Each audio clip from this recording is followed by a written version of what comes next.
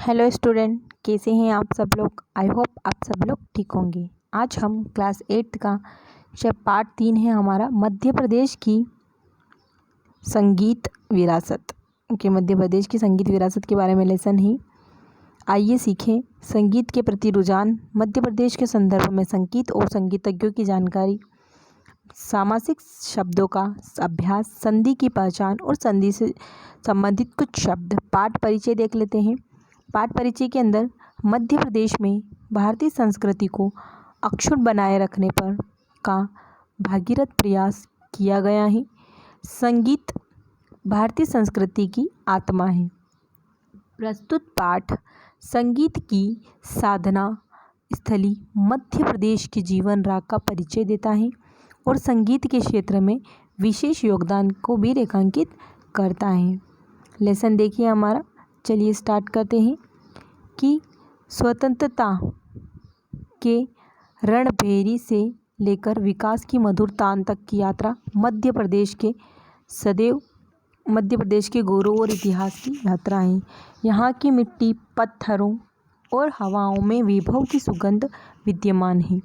प्रकृति की छटा देखकर जहाँ शब्द कविता बनकर बह निकले, उल्लास उमंग ने भावनाओं को झंकृत कर नृत्य को रचा, वहीं स्वर आलाप ने अपने जादू से हृदयों को मंत्रमुग्ध कर संगीत का संसार बसाया।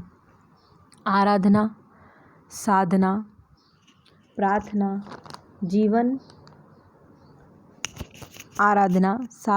और प्रार्थना ने संगीत को संजीवनी बनाया। अतीत से वर्तमान तक मध्य प्रदेश अपने इतिहास में संगीत के कीर्तिमान स्थापित करता चला आ रहा है। संगीत की शक्ति से दीप जलाना और वर्षा कराना संगीत की साधना की विजय है। संगीत सम्राट तानसेन को कौन नहीं जानता। एक बार की बात है, बादशाह अकबर ने अपने दरबार में तानसेन से अपने संगीत का प्रभाव दिखाने का हठ किया। तानसेन ने तन्मय होकर दीपक राग की साधना की। धीरे धीरे स्वर आलाप सिद्ध होते गए और देखते ही देखते दरबार में रखे दीप जल उठे।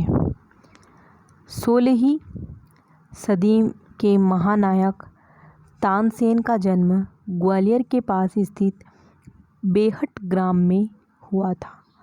स्वामी हरिदास उनके गुरु थे एवं बेजू बावरा उनके गुरु भाई थे। मध्यकालीन भारत के संगीत की अनूठी परंपरा रही है।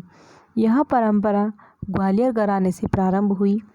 ग्वालियर के राजा मानसिंह तोमर धूम्रपद गायन के प्रणेता और संगीत प्रेमी थे। ग्वालियर मध्य प्रदेश में अखिल भारतीय तानसेन समारोह का 3 दिवसीय आयोजन किया जाता है। यह आयोजन संयुक्त रूप से समाधि स्थल ग्वालियर और उनके जन्म स्थान बेहट में किया जाता है। तानसेन देखिए, तानसेन का आपको दिखाया गया है। तानसेन संगीत की दुनिया के सम्राट कहे जाते हैं। शास्त्रीय संगीत के क्षेत्र में दरबारी, तोड़ी, मियाँ मल्हार और मियाँ राग की सारंग आदि अनेक राग रागिनियों की रचना तानसेन ने ही की थी। तानसेन ने संगीत की जो तान छेड़ी वह आज भी हमारी धड़कनों में बसी हैं।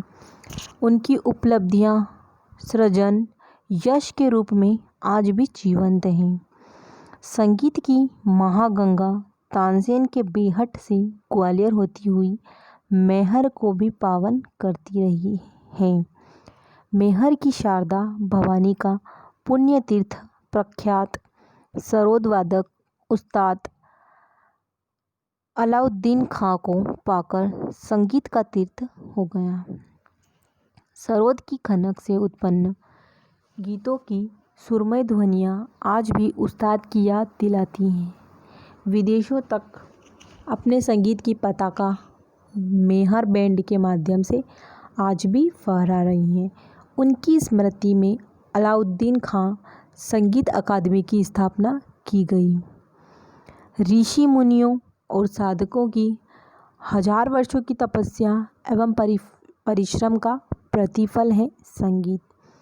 कहा जाता है कि जिस समाज में कला का स्थान नहीं होता वह समाज भी प्राणहीन हो जाता है। जिस समाज में कुमार गंधर्व जैसे संगीत प्रेमी पैदा हो जाते हैं वह देश तो धन्य हो जाता है। कुमार गंधर्व का वास्तविक नाम सिद्धराम कोमकली था। आपने पंडित B.R. देवधर से संगीत की शिक्षा प्राप्त की। 7 वर्ष की अल्प आयु में ही वे बाल गायक के रूप में विख्यात हो गए। कुमार गंधर्व ने जहाँ मालवी गीतों की राग दरबारी ढंग से गाकर नए आयाम दिए, वहीं सुर, तुलसी, कबीर और मीरा के पदों को गाकर उन्हें जन सामान्य तक स्वर सरिता के माध्यम से प्रेषित किया।